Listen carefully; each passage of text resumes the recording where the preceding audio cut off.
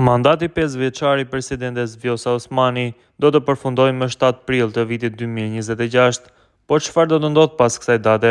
Osmani ditë më parë në media pati deklaruar se vendimin për të garuar apo jo, edhe për një mandat tjetër do ta marrë vetëm duke pasur parasysh interesin e Kosovës dhe të qytetarëve të saj, duke marrë parasysh krisjen e raportit të saj me bashkëpartiakët në Partin Guxo, Donika Gërvallën dhe Faton Pecin, e cila do të jetë e ardhmja e presidentes Osmani në politik. A ekziston një mundësi e rikthimit të saj në gjirin e LDK-s?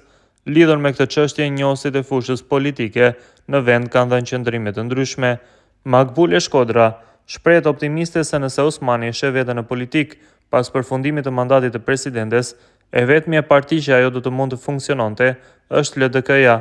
Unë besoj që nëse Osmani pas përfundimit të mandatit si presidente e sheh veten në politik, e vetmja parti ku ajo do të mund të vazhdonte karrierën e saj politike do të ishte Lidhja Demokratike e Kosovës.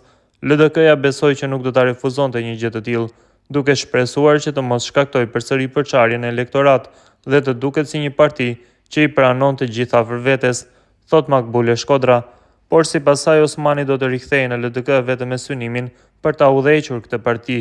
Nëse LDK-ja sipas Shkodrës dëshiron të vërtetojë se është parti ku demokracia brenda saj është e avancuar, do të duhet ta pranonte një gjë të tillë, por krejt ndryshe mendon analisti Artan Muhaxhiri, ku sipas tij udhëheqja me një parti dallon skajshmërisht nga posti presidencial. Ai thotë se do të ishte jashtëzakonisht e vështirë për presidenten Osmani që kaq shpejt të përshtatej në një rol të tillë. Do t'i duhej që nga simbolikat dhe komforti i presidentes të zbriste në pragmatizmin e çdoditshëm të strukturave partijake.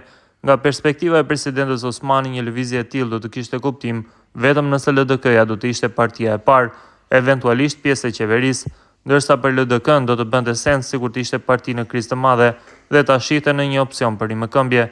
Për këtë arsye, në situatën e tashme nuk ka gjasa që presidentja Osmani të rikthehet në LDK. Kryetari Abdi Xhiku synon pozitën e kryeministrit dhe është duke u fuqizuar me një strukturë rreth tij, thot Muhaxhiri. Siç po ai më tej, shumë prej personaliteteve të rëndësishme të partisë nuk ja kanë harruar asaj bashkëpunimin me kryeministrin Kurti në vitin 2021, që ka rezultuar me rënien e LDK-s në 12.7%. Nga viti i ardhshëm do të diskutojmë për këtë çështje. Gjatë gjithë karrierës time politike kam punuar gjithmonë duke pasur parasysh interesin e Kosovës dhe qytetarëve të saj. Asnjëherë asnjë vendimi im politik nuk është bazuar në kalkulime për atë se ku do të jem unë, por vetëm se ku do të jetë Kosova dhe qytetarët e saj. Kishte thënë Osmani kur u pyet për një mandat të dytë. Në shtator të vitit 2020, Vjosa Osmani u largua përfundimisht nga Lidhja Demokratike e Kosovës. Ajo kishte lëshuar akuza në drejtim të LDK-s duke pohuar se kjo parti nuk ka ruajtur parimet e themeluesit të saj, Ibrahim Rugova. Në një Kosovë që për 20 vjet ka degraduar, ku njerëzit mendojnë si të ikin, duhet ta kemi të qartë se kemi të bëjmë me dy pole të kundërta. Kurdo që mbahen zgjedhjet e ardhshme, duhet të ketë një ndarje të qartë ndërmjet një grupi të njerëzish që janë kapës të shtetit dhe të njerëzve që kanë vullnet e guxim që ta largojnë kapjen e shtetit. Ky është kualifikimi i dokumenteve të BE-s për një shtet të kapjes, krimit e korrupsionit në nivelet më të larta qeveritare. LDK-ja ku jam rritur unë, ma ka mbyllur çdo derë dhe tash ajo angazhohet në një fushat denigruese dhe përdorim gjuhë të turpshme. Unë duhet të shqyrtoj mundësitë e mia për angazhim politik, por jo të aderoj në një parti tjetër, por të shikohet nëse ka mundësi të krijohet një parti e re.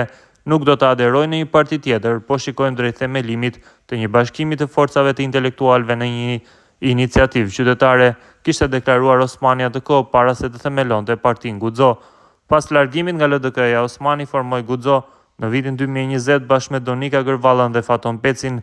Në zgjedhjet e vitit 2021, Osmani kandidoi për presidente të Kosovës me mbështetje nga partia e saj dhe disa forca të tjera politike. Pas fitores së lëvizjes vetëvendosje në zgjedhjet parlamentare të vitit 2021, Vjosa Osmani u zgjodh presidente e Kosovës. Rikthimi i Osmanit në LDK mund të ndikonte ndjeshëm në ndryshimin e konturit të politikës së Kosovës dhe do të kërkonte një lloj pajtimi të thellë me të kaluarën dhe ndryshime të mëdha në orientimin e partisë.